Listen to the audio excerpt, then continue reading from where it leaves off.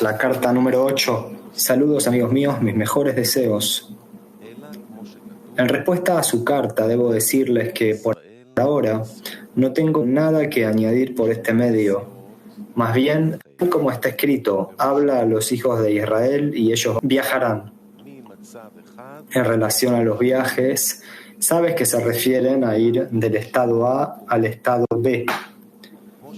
Ese es el significado de cambiar de lugar. Como dijo Baal HaSulam en una interpretación del verso, día a día expresa un discurso.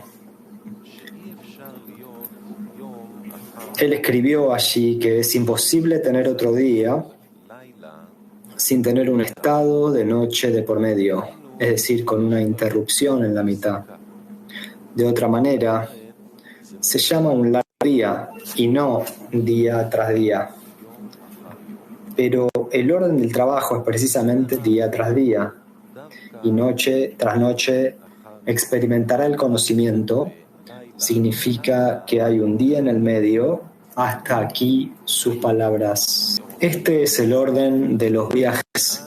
Por lo tanto, no le temen a cualquier estado, sino solo como ya dijimos, viajen, vayan hacia adelante.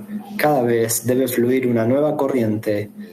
Como me escribió en su última carta una determinada persona, el verso, ellos son nuevos cada mañana, grande. Por cierto, te voy a revelar en la presente carta mis pensamientos y voluntad, aun cuando no acostumbro a hacerlo habitualmente.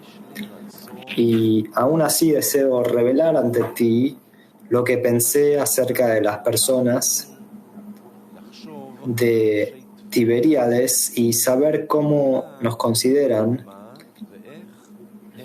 amigablemente o de manera hostil.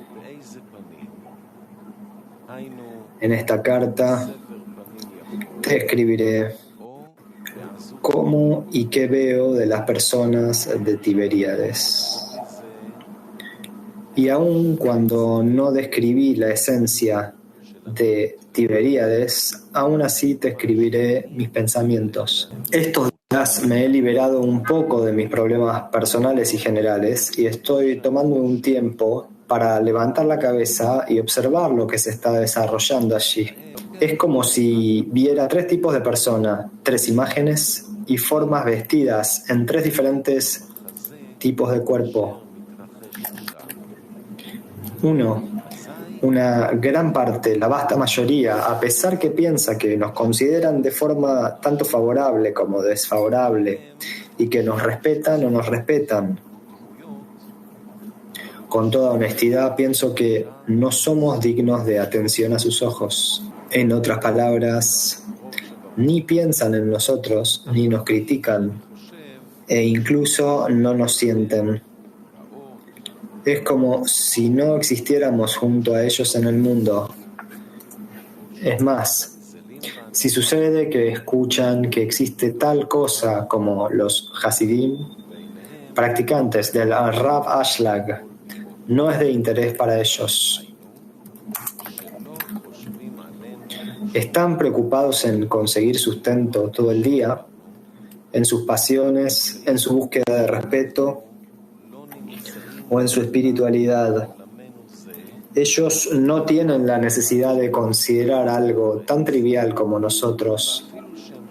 Este pequeño grupo de personas, y especialmente desde que escucharon que hay una pelea dentro de nuestro diminuto grupo, las sobras no satisfacen al león. Es decir, el diminuto grupo es muy pequeño e insignificante ante sus ojos para saciarlos o proporcionar alguna satisfacción mental. Tanto es así que evalúan si nos dejan entrar en sus pensamientos para decidir si somos buenos o malos. Así de inferiores somos ante sus ojos, completamente indignos de escrutinio e indignos de una atención momentánea.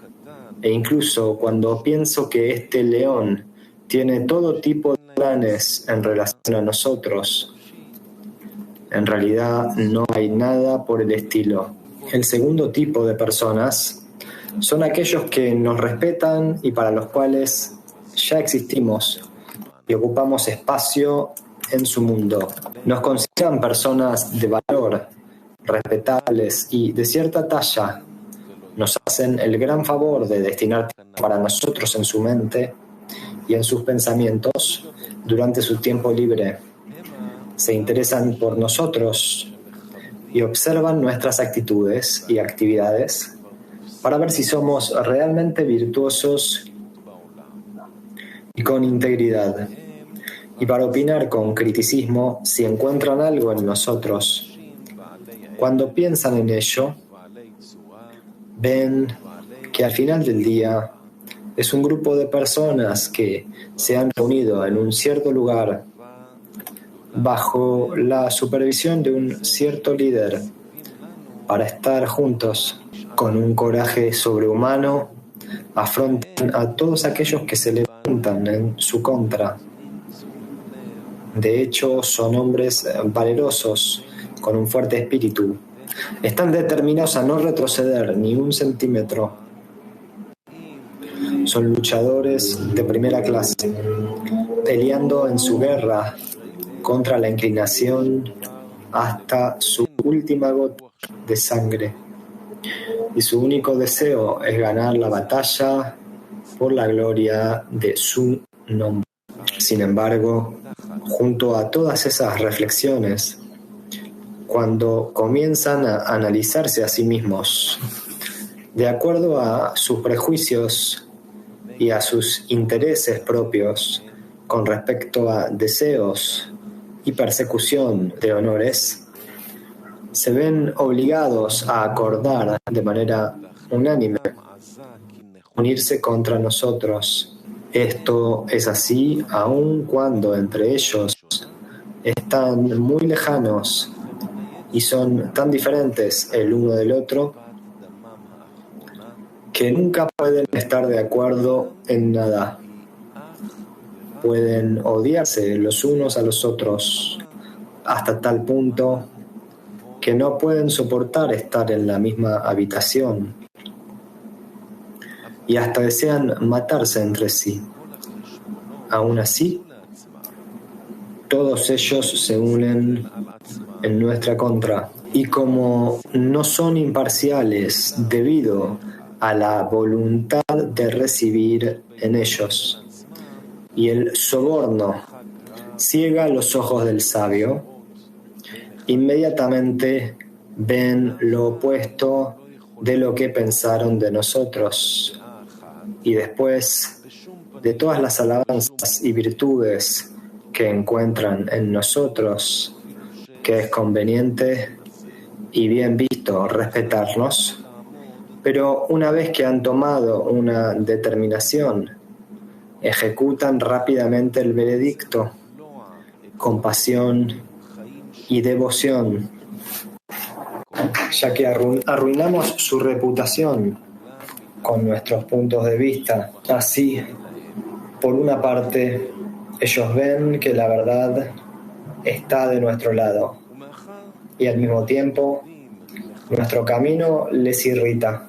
Para librarse a sí mismos, no tienen opción sino destruirnos y borrar nuestro nombre de la faz de la tierra. Ellos se aplican y esfuerzan en ello para dispersarnos en todas direcciones. Planean y conspiran sobre cómo hacernos fallar y colocan obstáculos en nuestro camino, usando todo tipo de medios, tanto legítimos como ilegítimos, incluso si esto significa contradecir el espíritu humano y el espíritu de la Torá. No les importa, porque ven que no habrá permanencia de su voluntad si tenemos algún dominio o expansión de nuestra meta hacia las personas honestas y de corazón, porque entonces tendremos el poder de mostrarles la verdad. Y esto es malo para ellos, porque es conveniente hacer lo que sus corazones desean y al mismo tiempo ser el rostro de la generación, líderes influyentes y espirituales. Por eso, ellos conspiran con planes de ruina y destrucción para nuestro futuro y dicen, cuanto más pronto mejor. Es mejor degradarlos mientras aún son pequeños, de manera que no quede ninguna traza de ellos. Aún así, debemos estar muy agradecidos con ellos por respetarnos y dar importancia a nuestro punto de vista. Al menos admiten que hay algo para revocar. En otras palabras, no nos ignoran como si fuéramos polvo, sino que al menos somos reales para ellos.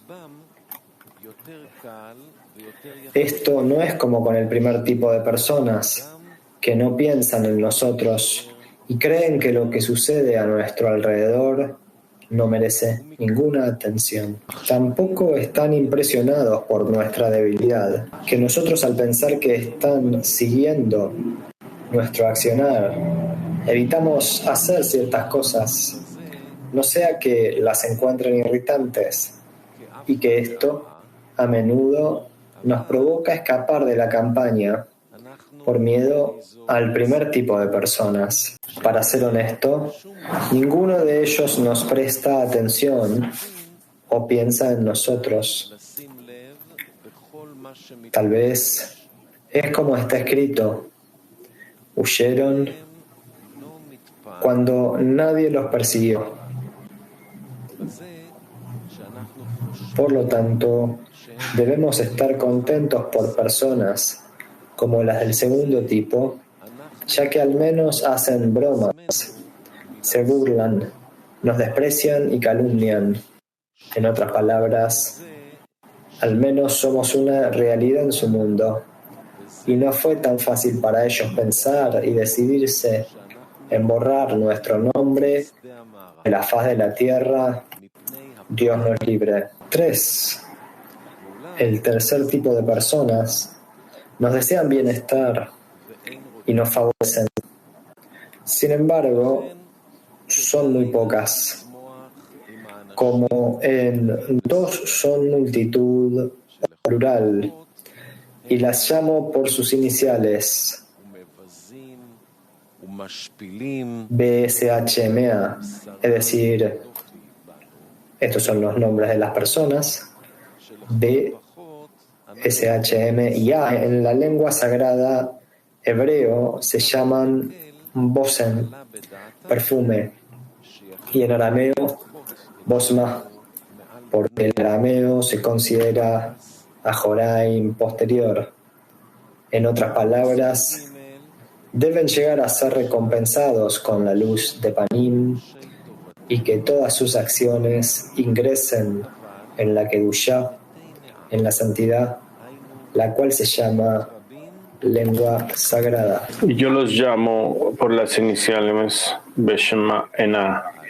En el hebreo lo llamo Bosen, perfume, y en el arameo Bosma, porque el arameo se considera Joraim posterior. En otras palabras, deben llegar a ser recompensados con la luz de Panim, luz anterior, y que todas sus acciones ingresen en la Kedushá, la cual se llama lengua sagrada. ¿Y qué debo hacer cuando veo que deseo describir e ilustrar a nuestros amados que están en Tiberíades?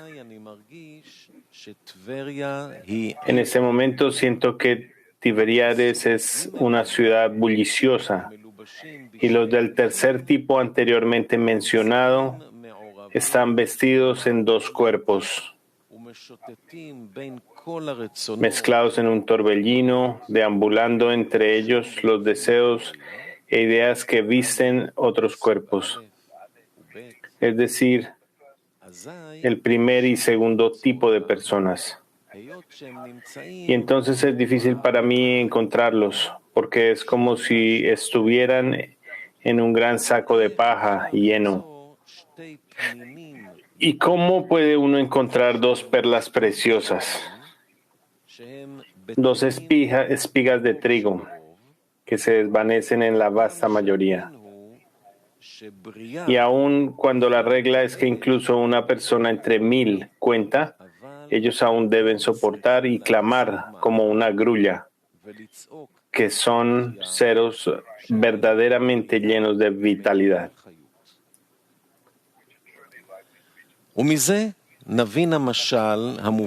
De esto podemos entender la alegoría de nuestros sabios presentan, que la paja, el heno y el trigo deliberan para quien fue plantado en el campo.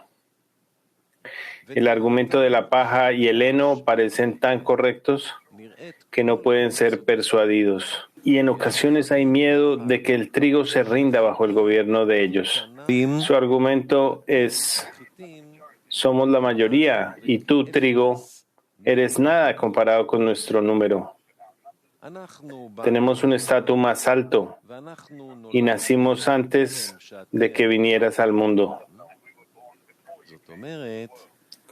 En otras palabras, mientras aún eras inexistente, nosotros ya éramos adultos y bien parecidos. Y nuestra grandeza podría ser vista por todos. Desde lejos, deslumbramos el ojo con la belleza que le damos al campo entero. Pero ustedes, los granos de trigo, son tan diminutos e indistinguibles que solo a través de una atención especial puede uno verlos. Solo cuando uno se acerca. Esto seguramente se debe a su incompetencia. Pero nosotros damos un lugar y refugio a personas que están cansadas y perdidas en el camino, que no tienen lugar para reposar sus cabezas. Las tomamos entre nosotros y las cubrimos de los vientos y de las bestias salvajes para que no se les vea. Pero ¿quién puede disfrutar de ustedes? Pero cuando fue tiempo de cosechar, todos sabían para quién fue plantado el campo, ya que la paja y el heno solo son adecuados para hacer comida de animales. No tienen la esperanza de ser más grandes que su actual medida de grandeza. El trigo, sin embargo, tras unas cuantas correcciones, cuando es quebrado, cernido, mezclado con vino y aceite, puesto en el horno, es colocado sobre la mesa de reyes y es digno de servirse como una ofrenda al Señor. Y todo el mérito que puede ser atribuido a la paja y el heno en su servicio al trigo, al que sustentaron y alimentaron. En otras palabras, ellos tomaron alimentos de la tierra y se lo transfirieron al trigo. Fue una carga y un peso para ellos que el trigo estuviera cabalgando sobre sus espaldas. Y el valor de la paja y el heno es el mismo que el de un esclavo que sirve al rey o una criatura que sirve a su señora. Pero antes del momento de la cosecha, o sea, de la conclusión, era imposible aclarar la veracidad y sinceridad de la realidad misma. Por el contrario, cada uno estaba por sí mismo, discutiendo de acuerdo a su propia sensación, y considerar la verdad sin observar si ésta puede ser causa alguna de humillación e incomodidad no es tarea fácil. Solamente aquel que puede analizar cada elemento en muchos detalles hasta que la veracidad y la justicia del asunto salgan a la luz. Y para esto se requiere ser recompensado desde arriba, con no ser atrapado en la red del amor propio y ser arrastrado en el flujo de la mayoría. De lo dicho arriba, resulta que es difícil para mí encontrarlos cuando están solos, sin ninguna mezcla de deseos e ideas extrañas, ya que todos los están ocultando, como se describía en la alegoría del tigre. Sin embargo, he encontrado una estrategia táctica similar a la del tiempo de cosecha mencionada antes. Solo de noche, después de la medianoche, cuando la brisa nocturna sopla y dispersa las pilas de paja y heno, y todos yacen postrados en el campo como cadáveres, es decir, como cadáveres, es decir, durmiendo en sus camas, las dos espigas se liberan y vierten sus corazones ante su Padre en el cielo. Ellos entran en la llama del fuego de la Torá hasta la luz de la mañana, cuando es el momento de la plegaria. En ese momento sus almas salen diciendo las palabras del Dios viviente.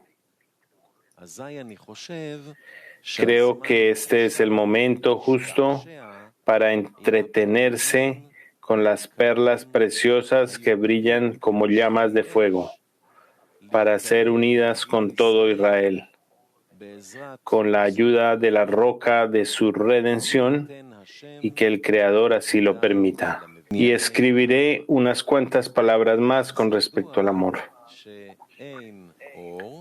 Es sabido que no hay luz si no hay un cli. Es decir, que cada placer debe tener un atuendo en el cual la luz del placer pueda vestirse. Por ejemplo, cuando una persona desea ganar algún respeto, ser honrado ante los ojos de las personas, su primera acción es con sus ropas. En otras palabras, la persona debe vestirse con un atuendo honorable, como nuestros sabios dijeron. Rabbi Yohanan llamó a sus vestidos mis honras. Así, la persona se esfuerza en una cierta medida hasta que obtiene la honorable vestimenta, e incluso luego de adquirirla, debe protegerla de cualquier desperfecto y daño. Es decir, cada día debe sacudirla, y si está manchada y se ensucia, debe lavarla y plancharla. Pero más importante aún, debe protegerla del más peligroso saboteador, las polillas. En yiddish se llama un mol, el cual es un mosquito pequeño que no puede verse. El primer cuidado es que no debe entrar en contacto con ropas viejas. Y hay además un remedio maravilloso llamado naftalina, que la protege de los que daña los moles. Y cuando él tiene una vestimenta, está listo para recibir la luz del placer que se viste en atuendos honorables. Es similar con el amor. Para ser recompensado con la luz del amor, uno debe encontrar un atuendo en el que la luz pueda vestirse. Y las mismas reglas se aplican a estas vestimentas. Evitar el polvo de la calumnia, y en especial al mosquito saboteador conocido como mol. que son personas. En yiddish, mol significa boca, así que hay un juego de palabras, que son personas de buena apariencia que hablan bellamente. Pensarías que ya se han circuncidado en las alianzas de las relaciones prohibidas y la calumnia, y circuncidaron su corazón. Pero en el fondo en ellos está el saboteador que puede dañarlos, y no pueden protegerse de ello porque son de apariencia agradable y gran belleza. Por eso este mosquito es tan diminuto que sin una atención especial es imposible detectar a este destructor que viene de aquellos circuncisos que pueden arruinar esta preciosa vestimenta.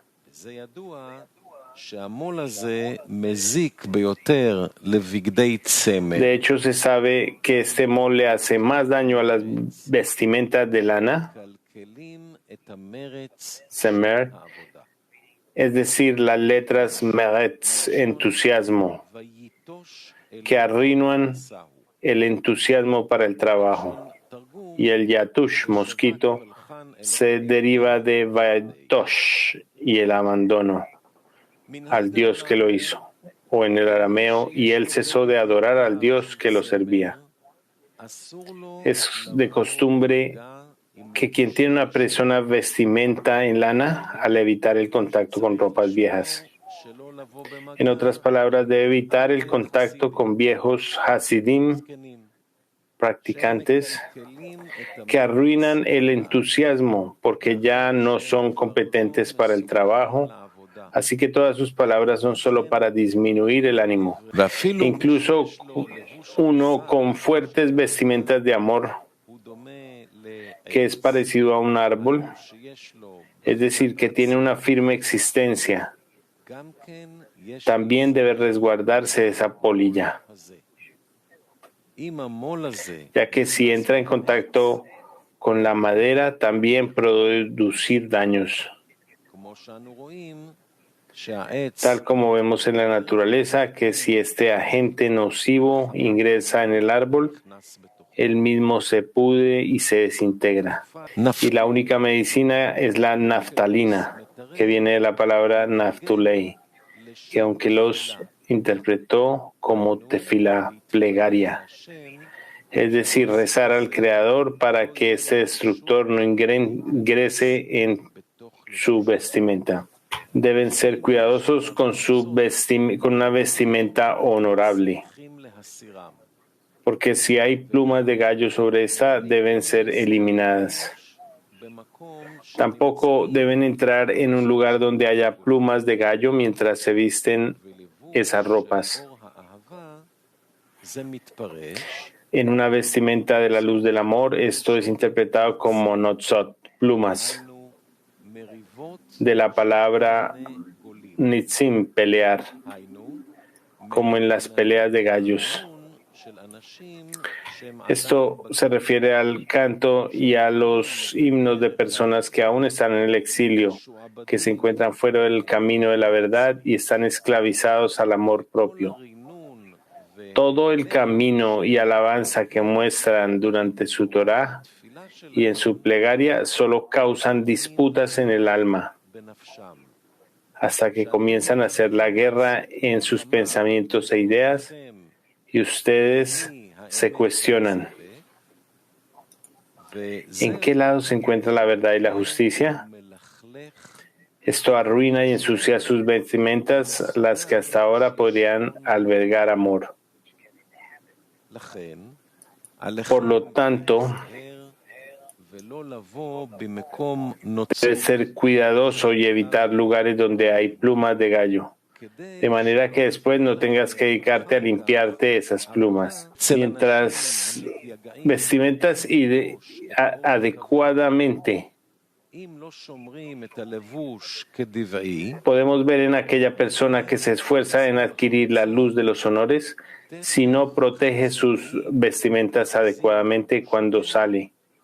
Los externos inmediatamente se aferran a su ropa cuando ven que no es un atuendo apropiado, aquello para honrar a las personas. En otras palabras, la gente verá que está aceptando la autoridad de ellos sobre Israel, ya que él está tan esclavizado a esas personas que están afuera, que se ve obligado a hacer grandes esfuerzos para obtener las vestimentas, pero también para conservarlas. Incluso la moda, es decir, el diseño y la manera de vestirse, deben ser precisamente acorde a los gustos de esas personas bajo las cuales se somete.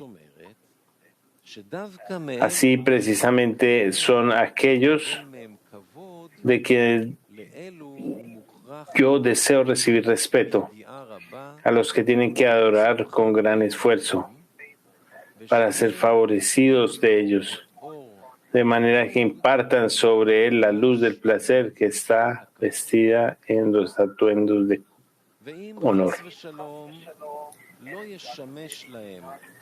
Y si Dios no prohíba, no les sirvió lo suficiente, esto puede arrojar resultados no placenteros.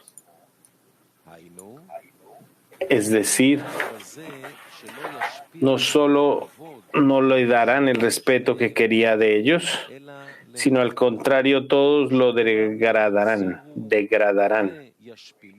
lo humillarán y le harán sentir bajo e inferior.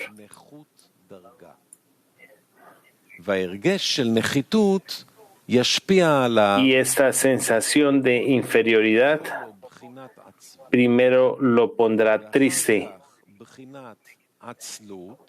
luego ocioso, y luego sentirá que el mundo entero se ha oscurecido para él, hasta que no se ve esperanza de obtener placeres en la vida. Entonces entra un solo consuelo: ir a la casa, yacer en su cama y pedir amargamente que su plegaria sea concedida. Es decir, que el ángel del sueño, que es un 60avo de la muerte, te impartirá la luz del placer de dormir. Ese es el único goce que puede esperar. Y si lamentablemente el ángel del sueño no tiene misericordia de él y no encuentra un remedio para sí, entonces por la amargura de su alma, él no tiene otra opción sino adquirir placer de aquello que es popular entre los desesperados que buscan alivio para su tristeza. Es decir, ellos sienten que solo este ángel, ellos sienten que solo este ángel puede liberarlos de la amargura de su alma. Evidentemente es imposible obtener placeres del ángel recién mencionado sin terribles tormentos y una poderosa y horrible lucha emocional. Por lo tanto, los ojos del sabio están en su cabeza y él sabe y ve antes de tiempo lo que puede adquirir y obtener si no cumple las leyes condicionales de sus contemporáneos. Es decir, la persona debe rendirse y asumir todo lo que las personas externas le exigen o lo castigarán de inmediato en este mundo. En otras palabras, la recompensa y el castigo son revelados en este mundo y no requieren fe por encima de la razón.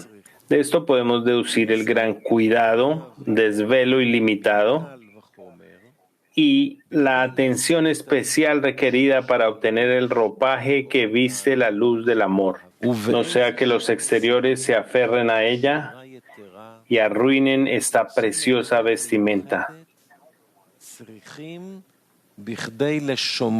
que está hecha de una tela tan fina y delicada que ha sido comprada con tanto sudor y sangre, literalmente hablando. Y ahora déjame aclararte cómo y de qué manera comienzo a obtener esta vestimenta de amor. El orden para hacer una vestimenta adecuada es: primero, hilar una pieza de tela. En otras palabras, tomando hilos y los colocamos juntos de manera de trenzado y guía entrecruzados. A través del entramado se teje una pieza de tela. Por lo tanto, tomo un hilo de trenzado en un hilo de guía o llenado. Una nimá, en arameo, hilo, así como decir. Se deriva de las palabras di una palabra sobre ello.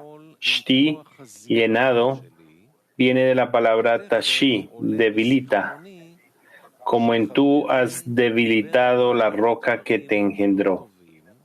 En otras palabras, comienzo a actuar con el poder de mi memoria y pronto recuerdo que mis amigos hablaron de mí desfavorablemente, que esas palabras les hicieron cometer cosas malas hacia mí, y estos dichos, también trenzar, debilitan la amistad, la camaradería y la hermandad.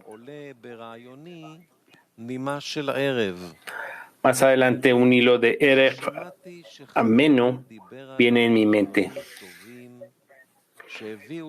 Es decir, escuché que mi amigo habló de mí favorablemente, lo cual lo hizo cometer buenas cosas, que son arevin, amenazas, y dulces a mi gusto. Es decir, veo y siento que mi amigo ha dejado todos sus compromisos y piensa y actúa solo a mi favor, de manera que tenga placeres agradables. Y estos dos hilos crean una mezcla entre mí y no sé de qué manera decidir y decir. ¿Está la verdad del lado del trenzado o del lado del llenado?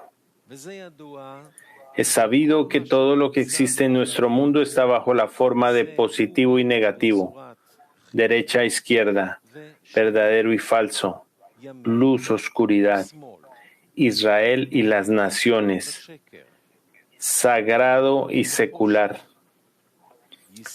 impureza y pureza, y el mal y el bien. Esto es así porque es imposible detectar un buen sabor sin probar el sabor amargo del mal. Este es el significado de lo que nuestros sabios dijeron. Demandar a los malvados y dar una buena recompensa a los justos. La palabra pará, demandar, viene del verso pará, suelta, el cabello en la cabeza de la mujer. En otras palabras, es posible recibir ayuda de los malvados con el fin de descubrir el verdadero sabor y sensación de la buena recompensa del justo. Por esta razón, cuando al tejer la vestimenta, permanezco desconcertado y espero el veredicto que expulsará la pobreza de mente que me envuelve. Y como estoy ocupado en tejer un atuendo de amor, en colocar la luz del placer ahí, ya no soy imparcial y paso a ser una parte interesada. Por esta razón decido de acuerdo a las palabras del llenado, tal como la Torá nos indicó que el soborno ciega a los ojos del sabio. Así ya no me importa si la verdad es lo que es decir, es más, solo me importa la meta que deseo en este momento, durante el tejido del atuendo del amor. En este estado, tengo una línea decisoria en el medio, es decir, es la meta la que define entre derecha e izquierda.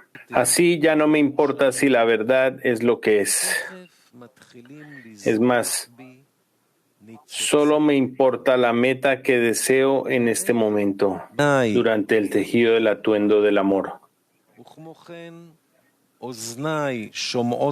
En este estado tengo una línea decisoria en el medio, es decir, la meta que define entre la izquierda y la derecha. Y una vez he adquirido las vestimentas mencionadas, de pronto empieza a brillar chispas de amor dentro del mío. El corazón comienza a anhelar, a unirse con mis amigos, y me parece que mis ojos ven a mis amigos, mis oídos escuchan sus voces, mi boca les habla, las manos abrazan, los pies bailan con alegría, y el amor junto a ellos en la ronda y trascendiendo sin límites corporales. Olvido la vasta distancia entre mis amigos y yo, y la tierra extendida de mucha distancia no se interpondrá entre nosotros. Es como si mis amigos estuvieran situados justo dentro de mi corazón y vieran que todo lo que sucede allí, y yo me avergüenzo de mis insignificantes actos contra mis amigos. Entonces simplemente salgo de mis vasijas corporales al parecerme que no hay realidad en el mundo excepto mis amigos y yo. Después de esto, incluso el yo es anulado, sumergido e incluido en mis amigos, hasta que me pongo de pie y declaro que no hay otra realidad en el mundo, solo mis amigos. Debo ser breve, pues el día de fiesta se aproxima.